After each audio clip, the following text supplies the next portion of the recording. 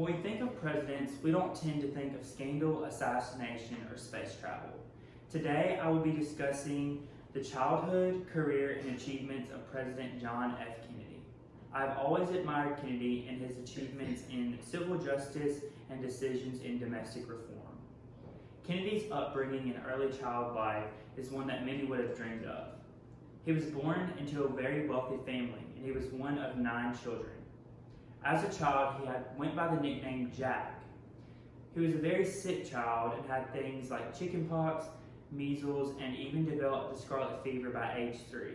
Despite all of this, though, he was a very happy child, and his family was very close, as they spent their summers at their summer house in Cape Cod and continued to grow as a family. John went to a boarding school for boys where he graduated. However, his interest in politics did not happen until his father was appointed the ambassador to England. According to the life of John F. Kennedy from the John F. Kennedy Library, after graduating, he went straight to the Naval Reserve, where he was appointed as lieutenant, and then he was a commander of a patrol boat. He was very successful in his efforts, and upon returning home, he was received the Navy and Marines Corps Medal for his leadership and achievements. After he got back, though, he often questioned himself, what am I going to do now? He loved to write, and he was interested in becoming a teacher, but his brother convinced him to run for Congress, and he actually won in 1946. He served 3 terms, which is 6 years in the House, before being appointed to the Senate in 1952. In this same year, he met his wife, Jackie, and they had their first child, a daughter named Caroline.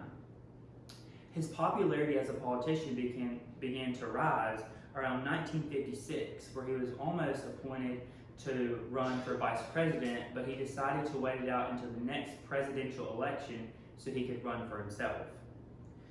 And that source came from Godfrey Hudson and John F. Kennedy and LBJ, the last race presidents. He ran and was sworn in after winning as the 35th president on January 20th, 1961. His inaugurational speech, he left us with a very famous quote that many still know today, which is, "Ask not what your country can do for you, but what you can do for your country." Whenever the Kennedys came to the White House, they brought new life and just sort of like a new era to how things were done there. They were very social people, and they loved culture and history and really wanted to incorporate it into the White House. So they brought lots of activists and influencers, like musicians, poets, writers, anything you can think of to sort of just breathe that historical, just new life there. Jackie even had the entire White House restored, every single room with brand new furniture and the finest artwork that America had to offer. But although John F. Kennedy made all this time for his family, friends, and supporters, he was still faced with many difficult challenges. Some of those challenges included the Cold War with Soviet Russia and also the Cuban Missile Crisis, which greatly threatened Americans and struck fear in all of their hearts. However, the way that John F. Kennedy handled this, it really showed that he was there for Americans and wanted to make sure that he inspired them to stay strong and they would make it out. He also aided in the falling of the Berlin Wall, which divided Germany for many years, and he created a thing called the Peace Corps, which is still around today. You can still volunteer and be a part of that all around the world.